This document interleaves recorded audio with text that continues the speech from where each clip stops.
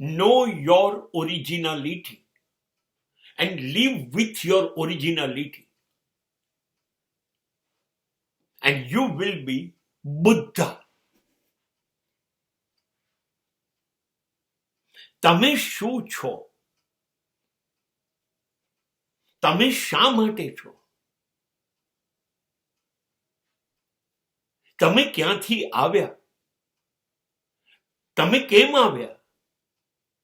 તમે આવ્યા પહેલા ક્યાં હતા?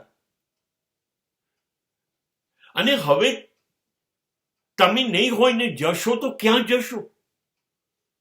તમારા મૃત્યુ બાદ તમે ક્યાં જશો? આમાંની કશી મને ખબર છે ખરી? પૃથ્વી ઉપર મારું આગમન થયું, મારો જન્મ થયો.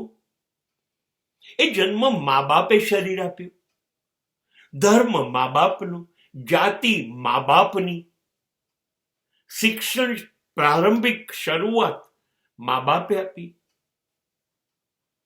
મારું શું છે? What is mine? શરીર મા બાપે આપ્યું છે, તો મૃત્યુ પામીશ ત્યારે શરીર અસ્તિત્વ પાછું લઈ લેશે.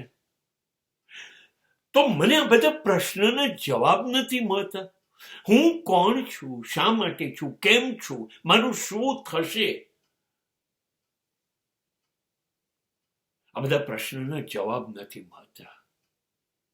અને જ્યાં સુધી આ બધા પ્રશ્નના જવાબ ના મળે ત્યાં સુધી જન્મથી મરણ વચ્ચે જે બધું હું મેળવ્યા કરું, સગા સંબંધો, સંપત્તિ, સમૃદ્ધિ, સત્તા, એનો શું અર્થ છે?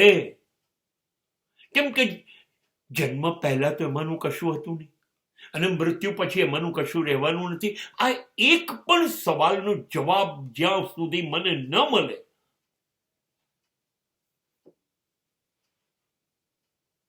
ત્યાં સુધી મને એ સમજ નથી પડતી કે હું શા માટે જીવું છું.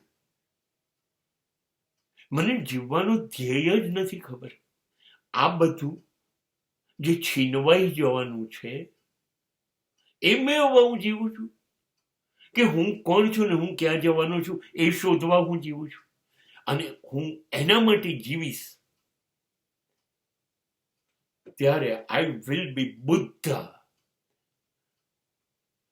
બુદ્ધ એના માટે જીવ્યા હતા, અને એના માટે જીવવું, એ જીવવું છે એ સંદેશો આપીને ગયા.